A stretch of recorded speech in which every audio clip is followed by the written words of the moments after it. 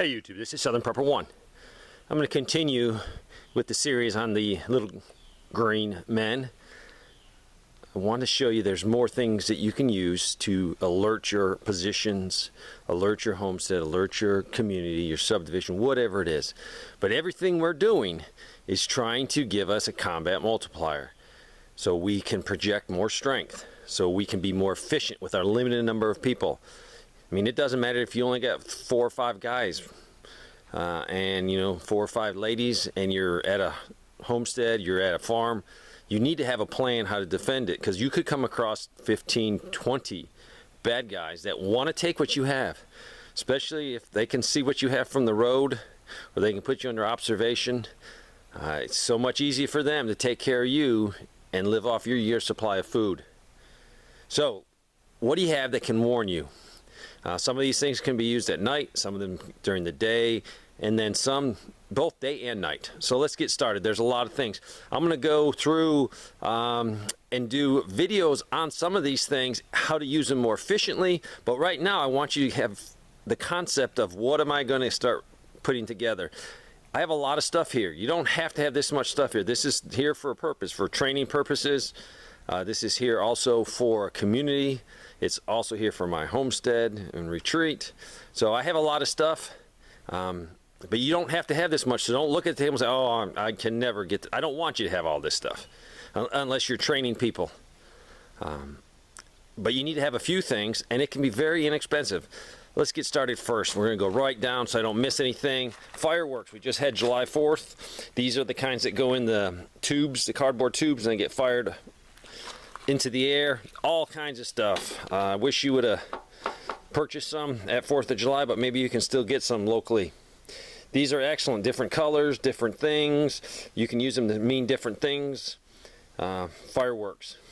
Next, a bullhorn with the siren. This thing is loud. I hope I don't blow your ears out. Alright, I turned it off quick, but it wails. You can hear it. Things I don't have on here is we have 2 big bells, 1 huge bell, and actually it's not up. We need to get it up, so that's my task next week. Find a location for this big old farm bell, because it will rock the neighborhood. So this could be used day, could be used night. It's a little bit more expensive. It's also nice because you can project your voice, so if you're talking to your people or someone else, you don't have to get as close. Alright, all kinds of smoke out here.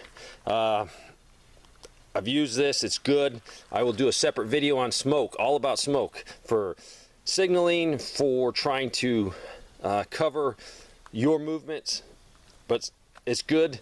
The only thing I will say is you need a lot of it. This is not like the military kind that I used, but it does the job. You might have to use 2 or 3 of these when you think you might only have to use 1. Handheld flares definitely have other applications. If you need to start a fire quickly, that will definitely do it. There's a lot of different aerial parachute flares out there. I'm not going to go into depth on them, but they're cool, they're neat, they're awesome, they work great. Some of them only go up to about 1,000 feet. I think these go to 1,000 feet, burn for 40 seconds.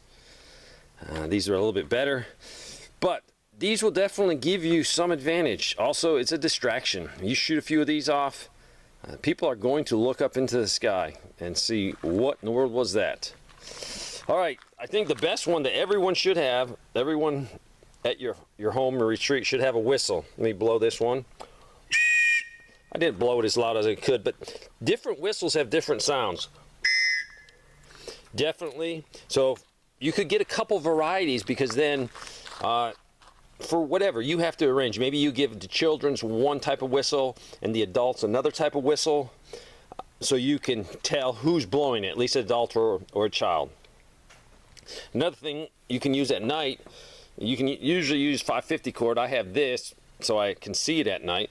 This is a Chem Light. If you take this Chem Light, and it's hard to do it with a camera, but I'm going to swing it.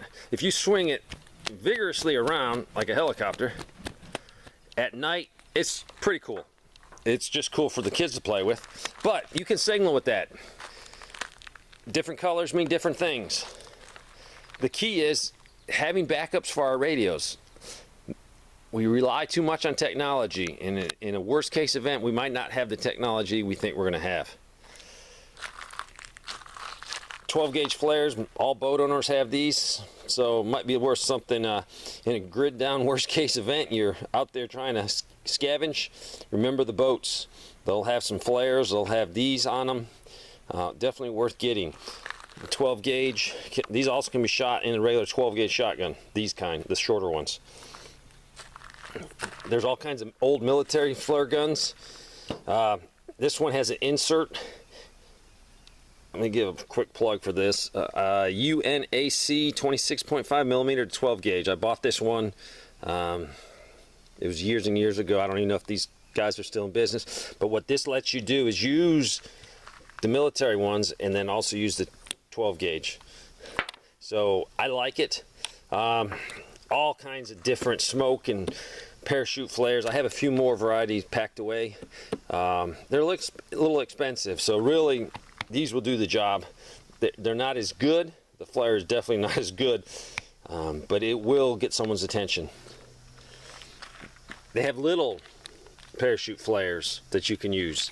You can pack that in your bag a little bit easier. Air horns, another noise-making device. That will blow your ears out. Make sure your kids don't play with it. Oh man, I hope you guys are okay on YouTube. They make little ones. You can hear the dogs barking in the distance when I did that. So at least the dogs heard it all the way down there. That's a good indicator. All kinds of stuff. Technology is great, but we need to think, worst case, we're going to lose our technology. How can we signal our neighbors? How can we signal people in our subdivision? How can we signal people in our retreat? You might live on a 100-acre farm, and people will be all over that place doing work. Having a way to communicate them will be vital. So I've thrown out a lot of stuff here. I'm going to go in depth on some of these things to show you how to use them better. Some improvised cool things you can do with them. Probably some things that would probably land me in jail, so I can't show you everything.